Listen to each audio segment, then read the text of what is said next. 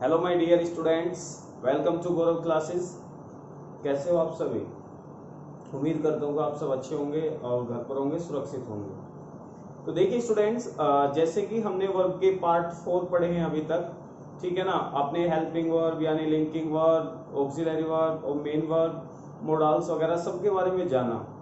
B की form क्या होती है, हैव की फॉर्म क्या होती है, डू की फॉर्म क्या होती है, ठीक है ना, ये सब मैंने बताया था। और लास्ट वीडियो में हमने डिस्कस किया था कि मतलब जो बेस फॉर्म होता है उसमें क्या फर्क होता है और बेस फॉर्म को जो हम सिंगुलर बनाते हैं तो उसमें क्या फर्क होता है, ठीक है। बहुत से कॉन्सेप्ट मैंने प्रीवियस वीडियो में आपके क्लियर किए, ठीक है। तो देखिए जो आज का सेशन होगा वो वर्ब के ऊपर ही होगा और वर्ब का पार्ट आज 5 होगा, ठीक है ना।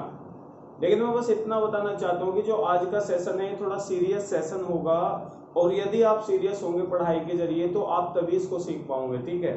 तो आज का सेशन काफी इंपॉर्टेंट रहने वाला है, ठीक है। उस सेशन को समझने के लिए यानी कि उस कॉन्सेप्ट को समझने के लिए जो मैं अब शुरू करने जा रहा हूँ, एक दो सेंटेंस पहले मैं तुम्हें बेसिक समझाता हूँ, ठीक है। तो देखिए, जैसे मान लो मैंने एक सेंटेंस लिखा, they have some broken chairs, they have some broken chairs, okay जी।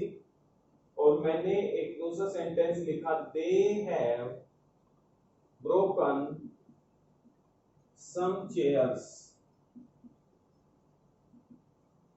मान लो मैंने ये सेंटेंस लिखे तो ठीक है, they have some broken chairs और they have broken some chairs। तो इस सेंटेंस में आपने देखा यहाँ एक ही वर्ड दो बार रिपीट है, ब्रोकन यहाँ भी है और ब्रोकन यहाँ भी है, ठीक है। तो एक बार अपने आप खुद से सोचो कि दोनों सेंटेंस में जो ब्रोकन है ये किस चीज का रोल अदा कर रहा है इस सेंटेंस में, ठीक है। ब्रोकन सबको पता है, जो ब्रोकन है वो थर्ड फॉर्म होती है ब्रेक, ब्रोक, ब्रोकन, ब्रेक की, ठीक है। तो अब हम यहाँ देखते हैं कि दोनों सेंटेंस में ब्रोकन की कंडीशन क्या है या फिर ब्रोकन जो है उसका रोल क्या है दोनों सेंटेंस में, ठीक है। देखिएगा, दे सेंटेंस का सब्जेक्ट है, हैव यहाँ देखेंगे हेल्पिंग वर्ब है या मेन वर्ब है। मैंने बताया था हैव जो होता है वो हेल्पिंग वर्ब भी है और मेन वर्ब भी है। हेल्पिंग वर्ब ये तब होता है जब प्रेजेंट परफेक्ट टेंस में आता है और अपने साथ मेन वर्ब की थर्ड फॉर्म लाता है। लेकिन जब हैव पोजेशन शो कराता है तो वहां पर हैव मेन वर्ब होती है, ठीक है। अब देखिएगा सेकंड सेंटेंस, देखिएगा दे सेंटेंस का सब्जेक्ट हुआ, हैव यहां पर हम मानेंगे जी हेल्पिंग वर्ब, क्योंकि इसके तुरंत बाद मेन वर्ब की थर्ड फॉर्म है या नहीं है, यानी ब्रोकन जो आया हुआ है वो हेल्पिंग वर्ब के जस्ट बाद आया हुआ है। तो हमें मानना पड़ेगा कि ब्रोकन यहाँ मेन वर्ब की क्या है जी, थर्ड फॉर्म है, ओके। मेन वर्ब की थर्ड फॉर्म है तो हैव यहाँ हेल्पिंग वर्ब है, उसके तुरंत बाद मेन वर्ब की थर्ड फॉर्म आ रहा है, ब्रोकन यानी एक एक्शन हुआ है तोड़ने का, ठीक है। तो उन्होंने कुछ चेयर्स को तोड़ा है, यानी डूअर है इसमें, दे चले जाए।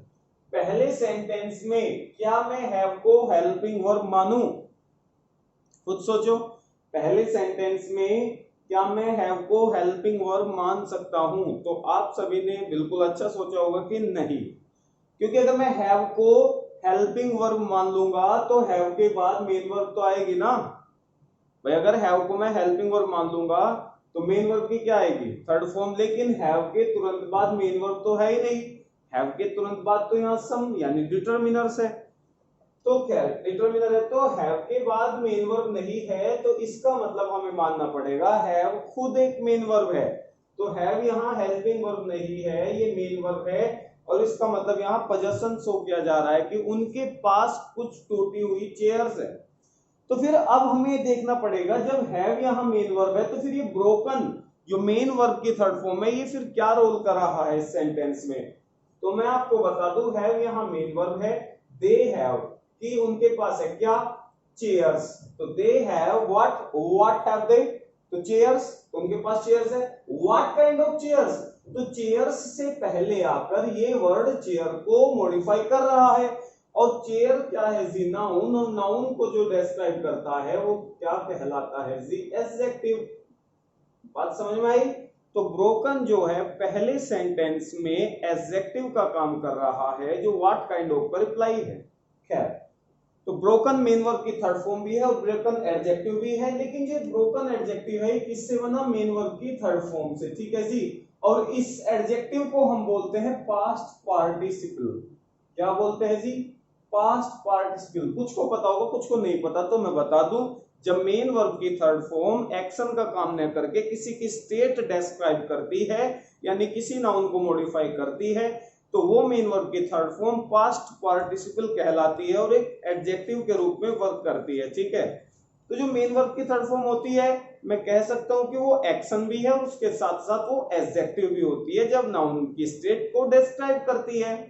जैसे दो सेंटेंस में और आपके सामने लिखना चाहता हूं, उन दोनों सेंटेंस में आप देखना कि कौन सा वर्ड क्या है। जैसे मान लो, तो देखिए स्टूडेंट, जैसे मैंने कहा कि जो मेन वर्ब की थर्ड फॉर्म होती है वो एज एन एडजेक्टिव भी वर्क करती है। जैसे हमने पिछले सेंटेंस में देखा कि जो ब्रोकन था वो मेन वर्ब भी थी और वो एडजेक्टिव भी थी, ठीक है ना। तो जब मेन वर्ब एक्शन बताने का काम करती है थर्ड फॉर्म, तो वो मेन वर्ब, लेकिन जब स्टेट बताने का काम करती है तो वो एडजेक्टिव। जैसे यहां देखो, they are gone, they have gone, ठीक है। तो दे आर गोन और दे हैव गोन में हमने देखा कि यहां पर कौन सा सेंटेंस करेक्ट है, आप ये देखो, ठीक है ना। तो देखो सेकंड सेंटेंस है they have gone. They have gone में हमने देखा कि हैव यहां हेल्पिंग वर्ब है और गोन यहां मेन वर्ब है, ठीक है। और ये सेंटेंस करेक्ट है क्योंकि एक्टिव वॉइस है। तो दे हैव गोन, वे चले गए हैं, एक्शन कंप्लीट हो गया है और ये हो गया जी आपका एज ए मेन वर्ब। लेकिन दे आर गोन का मतलब क्या है, दे आर गोन का मतलब है जी, अब आप सोच रहे हो कि सेंटेंस करेक्ट कैसे हो सकता है, क्योंकि आर के साथ तो आईएनजी आती है। अब आर के साथ यदि थर्ड फॉर्म आती है तो मैंने बताया था कि जब बी की form is, am, are, was, were, जब बी की फॉर्म के साथ थर्ड फॉर्म आती है तो वो पैसिव वॉइस होता है, ठीक है ना। और ये भी याद रखना, और मैंने बताया था कि पैसिव वॉइस हम उन्हीं वर्ब का बना सकते हैं जो वर्ब ट्रांजिटिव होती है, यानी जिन वर्ब के बाद ऑब्जेक्ट आता है उन्हीं वर्ब का पैसिव वॉइस बन सकता है।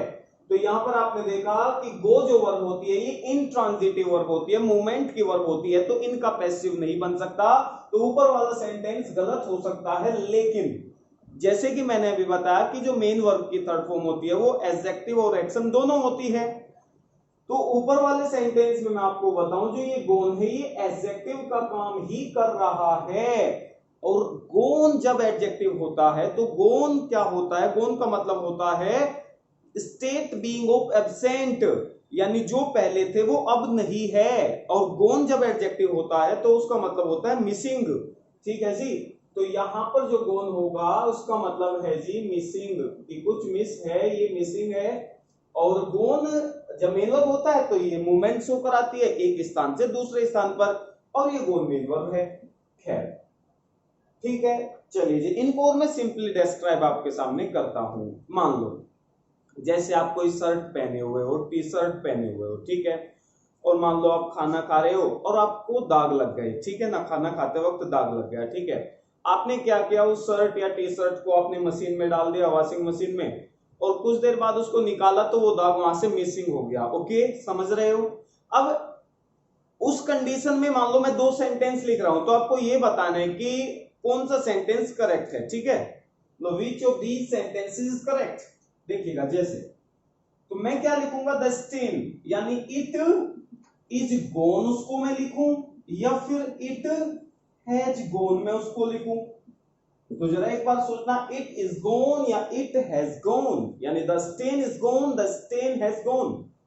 तो अब एक चीज देखिएगा, अगर मैं सेकंड को करेक्ट मानूं कि दाग चले गए हैं, कि इट हैज गोन, तो वो इनकरेक्ट होगा। क्यों, क्योंकि हैज हेल्पिंग वर्ब है और गो की गोन मेन वर्ब की थर्ड फॉर्म है और ये एज एन एक्शन डिस्क्राइब कर रही है, तो हमको मानना पड़ेगा दाग यहां से यहां आ गया चलकर।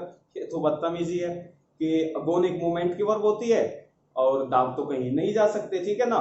तो सेकंड सेंटेंस बिल्कुल गलत होगा। यहां तो हम उस स्टेट की स्टेट बता रहे हैं कि वो पहले थे लेकिन अब मिसिंग हो गए हैं, तो इसीलिए जो फर्स्ट सेंटेंस है वो करेक्ट होगा और ये गोन ये आपका एडजेक्टिव होगा जो स्टेट बता रहा है स्टेन की। ओके, समझ में आया। खैर एक सेंटेंस से मैं आपको और बताना चाहता हूं इस चीज को, देखिएगा। जैसे मैंने एक सेंटेंस लिखा, ही इज मैरिड, और एक खैर यही देखिएगा, ही इज मैरिड। तो यहां पर जो मैरिड है वो थर्ड फॉर्म होती है, ये सबको पता है। लेकिन मैं आपसे ये पूछना चाहता हूं कि यहां पर जो मैरिड है वो थर्ड फॉर्म है या फिर एज एन एडजेक्टिव है? समझिएगा, अगर मैं यहां मैरिड को थर्ड फॉर्म मानूं तो हमें पता है यहां पर ये थर्ड फॉर्म इस बी के साथ आई हुई है, बी के फॉर्म के साथ, तो इसका मतलब ये पैसिव वॉइस है। अब अगर ये पैसिव वॉइस है तो कौन से टेंस का पैसिव वॉइस है? क्योंकि यहां इज आया हुआ है, ये प्रेजेंट इंडेफिनिट टेंस का पैसिव वॉइस है।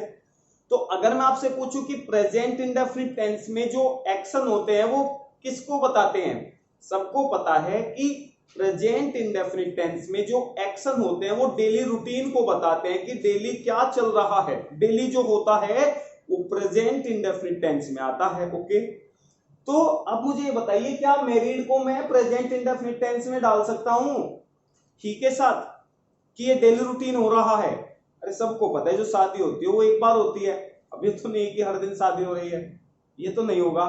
तो इसीलिए मैरिड यहां पर मेन वर्ब नहीं हो रही है, मैरिड यहां केवल ही की स्टेट बता रही है कि वो मैरिड है। तो मैरिड यहां पर वर्ब नहीं हो सकती क्योंकि डेली रूटीन में हम इसको काउंट नहीं कर सकते। और दूसरी बात, मैरिड का पैसिव वॉइस नहीं बन सकता।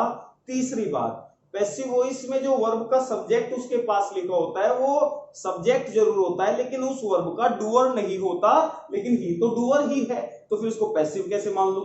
तो समझ में आई? तो मैरिड यहां पर एज एन एडजेक्टिव का काम कर रहा है, जो पास्ट पार्टिसिपल है और जो भी की स्टेट बता रहा है, ये मैरिटल स्टेट होता है। जैसे मैरिड है ऐसे ही अनमैरिड है, ऐसे हम लिख सकते हैं he is unmarried, he is married. तो ये किसी भी व्यक्ति की मैरिटल स्टेट होती है, ठीक है, ये कोई एक्शन नहीं होता। लेकिन मान लो मैंने एक सेकंड सेंटेंस लिखा सी, ही हैज मैरिड हर, यहां पर बताइएगा मैरिड सेंटेंस में मतलब किस चीज का फंक्शन अदा कर रही है? थर्ड फॉर्म है, एज एन एडजेक्टिव है, क्या है? तो आपने देखा कि मैरिड यहां पर इस बार हैज वर्ब के बाद आया हुआ है। हैज आपको पता है लिंकिंग वर्ब नहीं हेल्पिंग वर्ब है, और हेल्पिंग वर्ब के बाद हमेशा मेन वर्ब की थर्ड फॉर्म आती है। ओके, तो यहां पर जो मैरिड होगा वो यहां पर मेन वर्ब होगी क्योंकि इससे पहले हेल्पिंग वर्ब के रूप में हैव की फॉर्म आई हुई है। मैरिड वहां पर एडजेक्टिव होगा जब उससे पहले लिंकिंग वर्ब होगी, इज वगैरह होगी, तो ये बात सही है। तो जैसे आई एम मैरिड हुआ, ही इज मैरिड हुआ या शी इज मैरिड हुआ, ये हो सकता है। अब एक चीज देखिएगा, समझिए, मान लो, खैर हमने अभी तक क्या सीखा? हमने अभी तक ये सीखा, मान लो कोई गो की थर्ड फॉर्म है, तो ये गोन है और ये गोन है। हमने एक ब्रोकन का एग्जांपल लिया था, ये ब्रोकन है, यहां भी ब्रोकन है, और मैरिड वर्ब का लिया था, यहां पर भी मैरिड है और यहां पर भी मैरिड है। यानी कि एक थर्ड फॉर्म है और उसके दो दो फंक्शन अभी देखने को मिले। एक और तो ये मेन वर्ब की थर्ड फॉर्म एक्शन डिस्क्राइब कर रही है और जो मेन वर्ब का काम करती है, एक और ये मेन वर्ब की जो थर्ड फॉर्म है स्टेट बताने का काम करती है और एज एन एडजेक्टिव, और इसको बोलते हैं हम पास्ट पार्टिसिपल। ओके, तो आप ये समझे कि जो मेन वर्ब की थर्ड फॉर्म होती है वो एडजेक्टिव का काम भी कर सकती है पास्ट पार्टिसिपल के रूप में, और वो मेन वर्ब के रूप में भी काम कर सकती है। ठीक है, ये आप देखो कि कहां पर वो मेन वर्ब के रूप में है और कहां पर एडजेक्टिव, मैंने आपको बताया। ठीक है, लेकिन अब जो मैं कॉन्सेप्ट पढ़ाने जा रहा हूं या फिलहाल मेरी क्लास का मोटो था वो भी स्टार्ट होगा। ठीक है, अब स्टार्ट का मतलब क्या समझ पा रहे हो कि ये तो मेन वर्ब की एक ही थर्ड फॉर्म है, उसी को हम मेन वर्ब ट्रीट कर रहे हैं और उसी को हम एज एन एडजेक्टिव ट्रीट कर रहे हैं। लेकिन ग्रामर के अंदर कुछ मेन वर्ब ऐसी होती हैं जिसकी एक नहीं दो दो थर्ड फॉर्म होती है। आपने क्या सीखा, हालांकि आपको पता होगा, ठीक है, नहीं पता मैं बता रहा हूं। जैसे गो है, गो, वेंट, गोन, ठीक है, आपने यही सीखा, ब्रेक, ब्रोक, ब्रोकन। लेकिन मैं आपको बता रहा हूं कि कुछ मेन वर्ब ऐसी होती है जिसकी एक थर्ड फॉर्म नहीं दो दो थर्ड फॉर्म होती है। तो फिर दो दो थर्ड फॉर्म होने के पीछे का लॉजिक क्या है? जरा पहले उन वर्ब को मैं लिखता हूं जिनकी दो दो थर्ड फॉर्म है, ठीक है ना। तो ध्यान से समझिएगा वे दो दो थर्ड फॉर्म कौन सी होती है जिनको मैं आप बताने जा रहा हूं। जैसे पहली जो वर्ब है ये वर्ब है जी सिंक। सिंक की सेकंड फॉर्म है सेंक, थर्ड फॉर्म है संक और सेकंड थर्ड फॉर्म है जी संकन। ओके, सिंक का मतलब क्या होता है? डूबना। एक होती है जी श्रिंक, सिकुड़ना। श्रिंक की सेकंड फॉर्म होती है जी श्रिंक, थर्ड फॉर्म होती है श्रंक और सेकंड थर्ड फॉर्म होती है जी श्रंकन। ओके, सेविंग वगैरह करना यानी सेव, सेकंड फॉर्म होती है जी सेव, थर्ड फॉर्म होती है जी सेव और सेकंड थर्ड फॉर्म होती है जी सेवन। एक होती है जी सियर, कतरना। जैसे जानवर वगैरह की वो बाल कतरते हैं ना, तो कतरना होता है सियर। सियर की थर्ड फॉर्म सेकंड होती है जी सियर, थर्ड होती है जी सियर और सेकंड थर्ड फॉर्म होती है जी सोन। ओके, तो सिंक हो गया, श्रिंक हो गया, सेव हो गया, सियर हो गया। ठीक है, नेक्स्ट देखिएगा जी। एक होता है जी ड्रिंक। ड्रिंक की सेकंड फॉर्म होती है जी ड्रिंक, थर्ड फॉर्म होती है ड्रंक और सेकंड थर्ड फॉर्म होती है ड्रंकन। एक और होती है जी प्रूव। ठीक है, प्रूव हो गया, सेकंड प्रूव, थर्ड प्रूव और सेकंड थर्ड फॉर्म होती है जी प्रूवन। नेक्स्ट है जी मेल्ट, मतलब पिघलना भी होता है, पिघलाना भी होता है। मेल्ट की जो सेकंड फॉर्म होती है मेल्टेड, थर्ड फॉर्म होती है मेल्टेड और सेकंड फॉर्म होती है जी मोल्टन। है ये कुछ और मैंने अभी लिखी है, यहां तक देखिएगा। Sink, sank, sunk, sunken. Sink first form verb की, पास्ट में कोई एक्शन बताना है, सेकंड कंप्लीट एक्शन बताना है, संक और एज एन एडजेक्टिव खैर बताऊंगा अभी। ये सेकंड थर्ड फॉर्म है, फर्स्ट फॉर्म है, सेकंड है, थर्ड फॉर्म है और ये सेकंड थर्ड फॉर्म है। ठीक है, तो ये मेन वर्ब, हालांकि दो तीन और है, आपको देख नहीं पाएंगे इसलिए मैं उसको सेकंड स्लाइड में लिखूंगा। तो ये कुछ ऐसी वर्ब है जिनकी दो दो थर्ड फॉर्म है। सिंक की एक संक है और एक संकन है। तो ग्रामर में ऐसी वर्ब क्यों आई जिनकी दो दो थर्ड फॉर्म है? तो मैं आपको बता दूं इन दोनों थर्ड फॉर्म के पीछे का लॉजिक क्या है। जो पहले वाली थर्ड फॉर्म है ये एक्शन डिस्क्राइब करेगी। क्या डिस्क्राइब करेगी जी? एक्शन।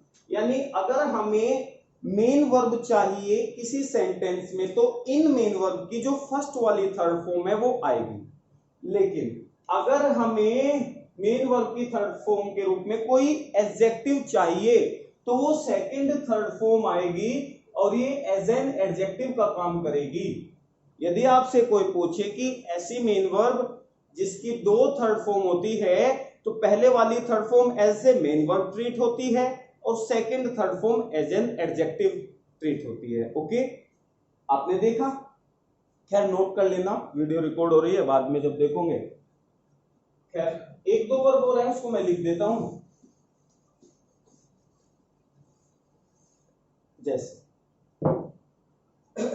जैसे मेल्ट हो गया, प्रूव हो गया, ड्रिंक वगैरह। गेट मैंने लिखा नहीं तो गेट हो गया। एक गेट की सेकंड फॉर्म गोट होती है, थर्ड फॉर्म गोट होती है और सेकंड थर्ड फॉर्म होती है जी गोटन। एक होती है लोड, वो माल वगैरह लोड कर देते हैं, ठीक है ना, भर देते हैं, तो लोडेड हो गया जी, थर्ड फॉर्म होती है लोडेड और सेकंड थर्ड फॉर्म होती है जी लेडन। क्या ये दो थर्ड फॉर्म, ये दो फॉर्म और होती है जिनकी दो दो थर्ड फॉर्म होती है। एक लोड है और एक गेट है, गेट गोट गोट गोटन। ठीक है, ओके। तो खैर अब खैर आपको ये चलो पता लग गया कि जिनकी दो थर्ड फॉर्म है, पहले वाली थर्ड फॉर्म एक्शन डिस्क्राइब करेगी, second third form as an adjective आएगी। लेकिन अब एग्जाम में कैसे सेंटेंस आते हैं, वहां आपसे क्या पूछा जाता है और कहां पर आपको सेकंड और पहले वाली थर्ड फॉर्म को फिल करना होगा। मैं एग्जांपल देता हूं, जरा अपने आप सोचने की कोशिश करना, पहले अपना माइंड से देखना कि कहां पर क्या आएगा। तो पहला सेंटेंस ये रहा जी, देखिएगा पहला सेंटेंस है, जरा ध्यान से देखिएगा। They have found the sunk ship. They have found the sunk ship, और सेकंड सेंटेंस ये रहा the ship had already sunken. तो ये देखिएगा आप कौन सा sentence, which of these two sentences is correct, any of them is correct. तो या दो में से कोई एक करेक्ट है या फिर both are the sentences of correct, ठीक है। तो बताइए दोनों सही है, दोनों गलत है, या क्या एरर आपको दिख रही है। देखिएगा लॉजिक क्या है, जरा ये समझिएगा। पहले सेंटेंस में आपने देखा सब्जेक्ट यहां डूअर दे है, और दे के बाद हैव यहां क्या है जी, हेल्पिंग वर्ब है परफेक्ट टेंस की, हैव के साथ मेन वर्ब की थर्ड फॉर्म आती है। अब ये तो क्लियर है, जब मेन वर्ब आ रही है तो सेकंड वाली मेन वर्ब तो होगी नहीं, क्योंकि मेन वर्ब तो पहले आ गई। दूसरी बात, दे हैव फाउंड, क्या क्या फाउंड किया उन्होंने, शिप, तो शिप नाउन है। अब ये क्वेश्चन है व्हाट काइंड ऑफ शिप, तो शिप से पहले जो वर्ड आएगा वो क्या कहलाएगा जी, एडजेक्टिव। अब एक चीज देखो, ये जो संक है ये मेन वर्ब की जो थर्ड फॉर्म है, ये पहले वाली थर्ड फॉर्म है, और ये एज ए मेन वर्ब के रूप में आती है। हमको क्या चाहिए, सेकंड थर्ड फॉर्म, तो क्योंकि वही एडजेक्टिव होगी तो फिर क्या हो जाएगा जी, संकन। यहां देखिएगा सेकंड, द शिप सब्जेक्ट हुआ, हेड हेल्पिंग वर्ब, इसके बाद क्या चाहिए जी, मेन वर्ब। मेन वर्ब कौन सी होती है, पहले वाली थर्ड फॉर्म या सेकंड, पहले वाली, तो संकन नहीं होगा जी, संक होगा। समझ में आया। एडजेक्टिव चाहिए तो सेकंड थर्ड फॉर्म, एक्शन को डिस्क्राइब करना है तो पहले वाली थर्ड फॉर्म। कुछ सेंटेंस और देखते हैं।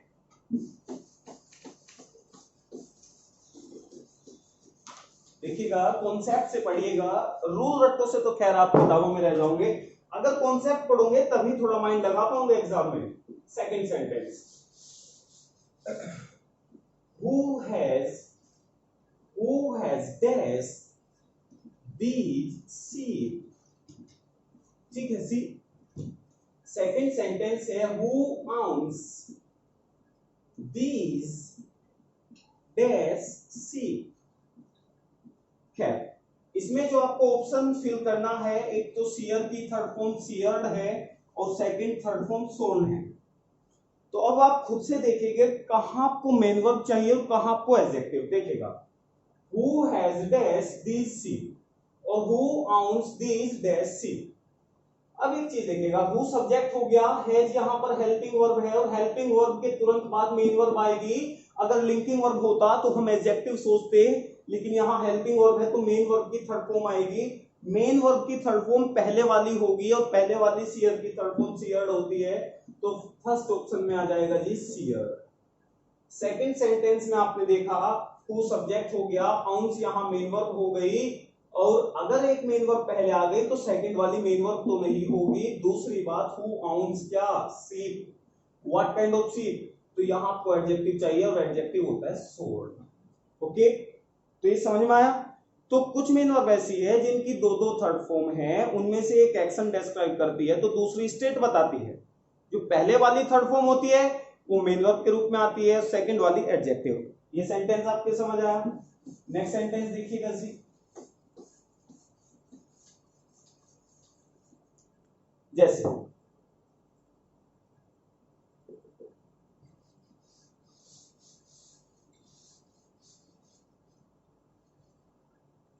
he was wearing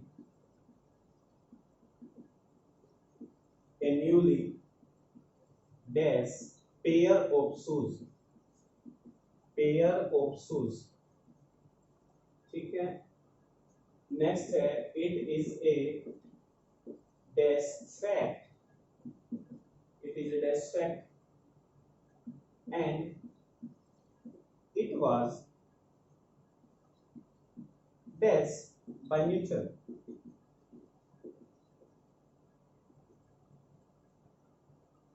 So he was wearing a newly dashed pair of shoes, या it is a dash fact and it was dashed by Newton। तो देखिएगा मैं आपको बताऊं, जो सेकंड सेंटेंस है इसमें आपको प्रूव्ड या प्रूवन दोनों में से देखना है कौन कहाँ आएगा। सेकंड में आपको गोट और गोटन में से एक को कलेक्ट करना है, चूज करना है। देखिएगा he was wearing, सबको पता है was हेल्पिंग वर्ब है, wearing मेन वर्ब आ गई, मेन वर्ब आ गई तो यहाँ आपको मेन वर्ब नहीं एडजेक्टिव चाहिए। दूसरी बात, ही वाज वेयरिंग, क्या पहन रहा है, pair of shoes. What kind of pair of shoes, तो व्हाट काइंड ऑफ का रिप्लाई क्या होता है जी, एडजेक्टिव, एडजेक्टिव होती है सेकंड थर्ड फॉर्म, गोटन हो गया।